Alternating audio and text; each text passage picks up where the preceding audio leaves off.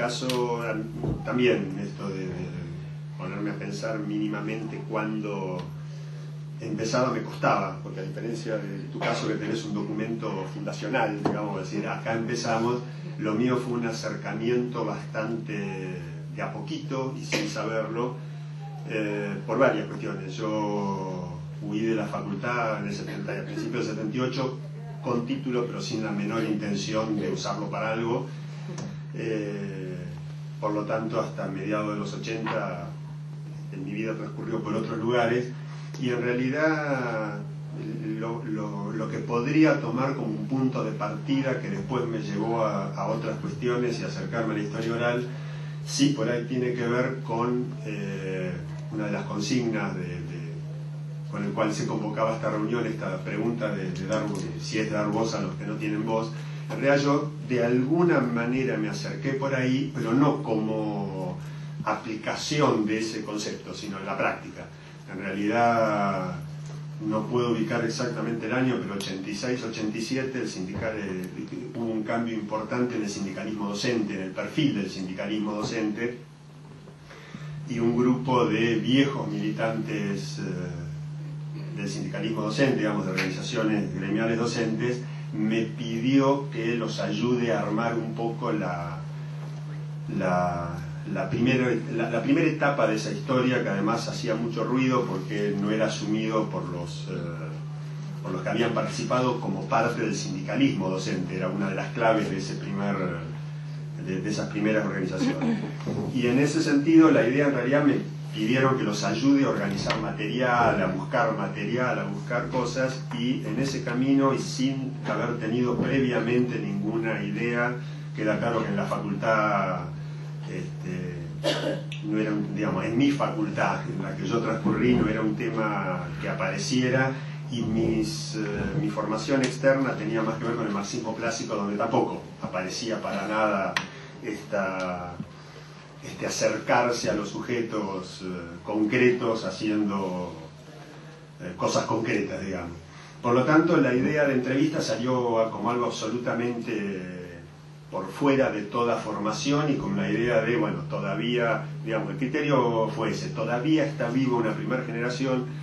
y como no hay mucha información, y la información además era confusa porque nos daba un tipo de dato que no parecía corresponder a lo que en la memoria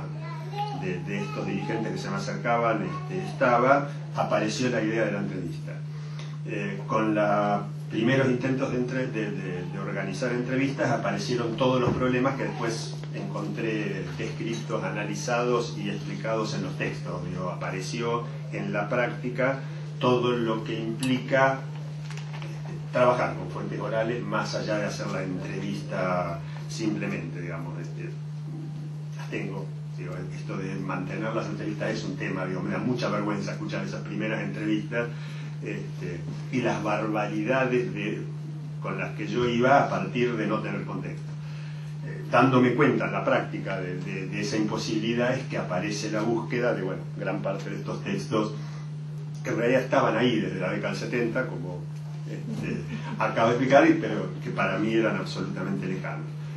Pero digo, estoy hablando 10 años después. Esto marca, me parece,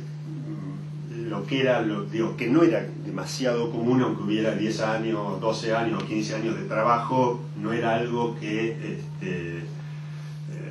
para la mayor parte de quienes trabajaban en temas históricos, aún en este caso con intentos de una historia sindical, no es lo que abundaba, no es lo primero que aparecía. Es más, la primera bibliografía no vino exactamente por el lado de estos autores clásicos, sino más por el ámbito de la sociología, que era más encontrable, digamos, estaba como más visible. Y desde ahí, digamos, la problematización y la búsqueda de cuestiones más conceptuales. Quizá lo que redondea digamos, ese acercamiento, y de alguna manera sí es un primer intento más o menos orgánico de algo, desde el año 90, cuando preparando los festejos por los 500 años del encuentro españoles y americanos, sí, todo este tema. Se apareció acá alguien de creo que del archivo Pablo Iglesias o algo así de España, con la idea de organizar, digo, un festejo, porque era un festejo hispanoamericano pero progre, digamos, esta idea de encontrarle algún costadito por ese lado. Entonces convocaron a algo que se dio a llamar Remos, no puedo terminar de recordar, creo que era Red de Movimientos La Obreros Red de Movimientos Sociales. era eso. Y en ese marco, yo estaba en una institución digamos, que había recibido, estamos hablando de los 90, plena proceso de transformación y disgregación y reconfiguración de los partidos comunistas, del movimiento comunista. Aparezco, yo me integro en esta red por el lado de una institución, y ahí por primera vez nace la idea la idea era que ellos iban a financiar proyectos y demás, cosa que después ni siquiera se dio. Creo que lo único que se financió fue la digitalización de la revista del periódico de la CGT. Creo que fue la única cuestión operativa concreta. Pero en ese marco sí hay un primer proyecto de creación de un archivo, y ese es uno de mis costados por el que yo entro en la historia oral, donde empiezo a formalizar algunas cuestiones, que era un archivo que en aquel momento debía llamar de la historia de los comunistas en la Argentina, lo cual ya marcaba una distancia con la idea de un archivo del comunismo, una cuestión más formal. A partir de ahí sí, yo diría, es mi primer proyecto que no avanzó por ningún lado, pero donde formalizo esta idea de la construcción de archivos con un sentido de los archivos que hoy es un poco más común y que en aquel momento no. Ahí sí me parece que no había mucho desarrollo, que es la idea de la construcción de archivos orales. Ahí sí, en realidad la bibliografía era bastante escasa, el archivo de la historia social